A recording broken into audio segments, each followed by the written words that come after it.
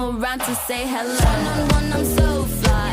You took a nosedive. Careful when you play on my level. For you, it's so. Hey, hello. Motorola Razr 50 Ultra. Flip the script. Hello Moto आप चाहते हैं कि एक power point presentation opposition को भी देनी चाहिए so that all these military secrets are put on the internet for everybody to watch. You know, Sushant Sareen, I'm not getting it. Do they not understand war strategies, defense strategies, or are they just so innocent that they actually stand by the country but say very misleading statements when they are in public? Which of this is true? Navika, I think they know what they are doing, and what they are doing is that yes, I will accept them at the face value when they say that they are very proud of what the armed forces have managed to do and beaten up the Pakistanis. But the corollary of that is to then also give some credit to the government of the day, which also took the decision for taking those actions. That they don't want to do. So what they want to do is play, this dichotomous game, where on the one hand, they will say the right things as far as the armed forces are concerned, because that, if they don't do that, then they lose votes. But because they don't want to lose votes, they also have to then criticize the government of the day. So they will try and, pick whatever they can to try and create some kind of doubt, some kind of suspicion. Again, this is pure and simple politics. So I don't take these carping sounds very seriously. These are sounds which people like Shehzad have to take seriously, not people like me. Frankly, these things don't matter. Secondly, on the entire controversy, which Sanjay Jha was talking about, the third great defeat of this government, because now the BRICS declaration has also come and not mentioned Pakistan. I'm sure Sanjay would have read the BRICS declaration.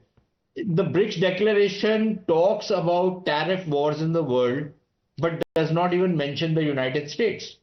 The BRICS declaration talks about the conflict in Iran or against Iran, but does not mention Israel or the United States in the context of that conflict. Now, what does that mean?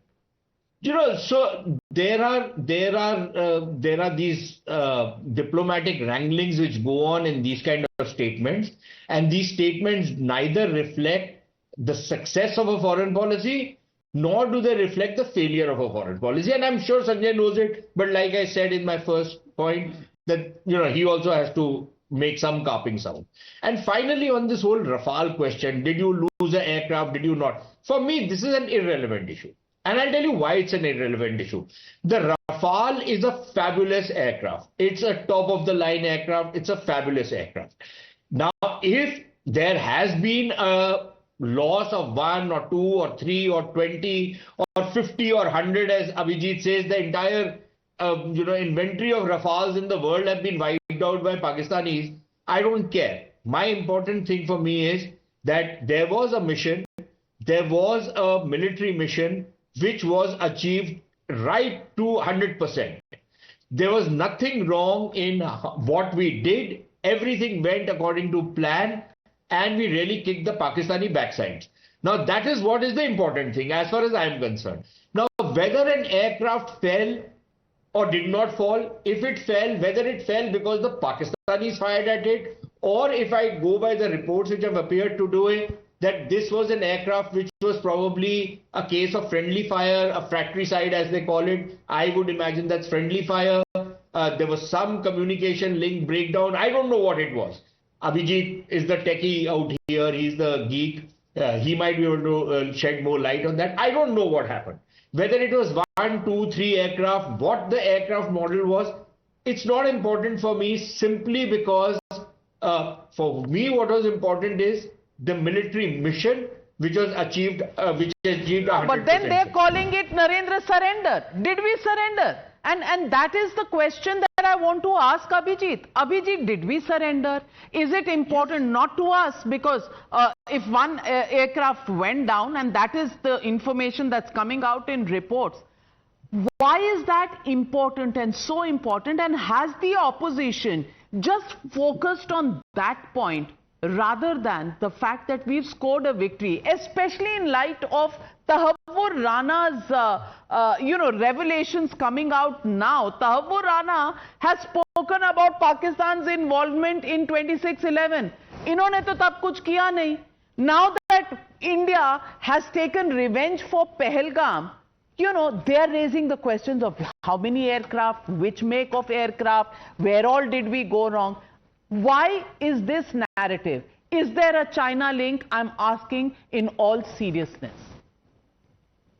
Well, Navika, 3 points. First, I don't know if there is a China link, but the real question is, why doesn't the Congress, despite the great political baggage, make that MOU public? All they really need to do is make that MOU public, and any question of the China link will go away. We still don't know what Rahul's obsession with China is. But the Congress seems to be an absolute master at scoring own goals.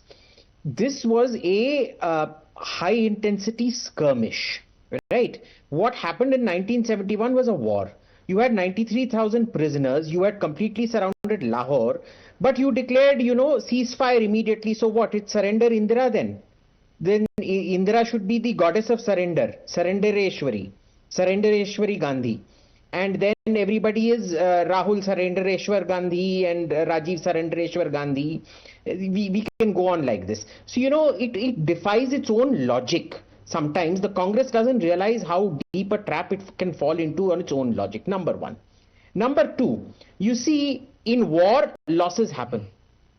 We lost a lot of soldiers in 71, we lost a lot of soldiers in 65, we lost a lot of soldiers in 48. The point of a war is, do you achieve your objectives? Did we achieve our objectives? Did we hit all those terror targets and kill a whole load of terrorists? Yes. Did you prevent the Pakistanis from striking any single ground target of any value? Yes, including a visualized, as in a televised intercept of a ballistic missile by the Akash system. Did you then go and inflict massive ground damage on the Pakistanis? Yes. Are you going to lose aircraft assets, whatever, in the process? Yes. How does that equal surrender? Like we've decided, if it is Narendra surrender, then it is Indira Surrendereshwari Gandhi. Okay. Point number 3. The report that has come out in this Aviation, which basically means combat aviation in French, it does raise a few questions which, the Air Force will have to answer. First, this is a point I keep making. You cannot have blue on blue. You cannot have friendly fire in this day and age. In Balakot, we lost a helicopter which was shot down by our own missile system. This now seems to have happened again. Not a good thing. We still don't know why this has not been addressed 7 years down the line.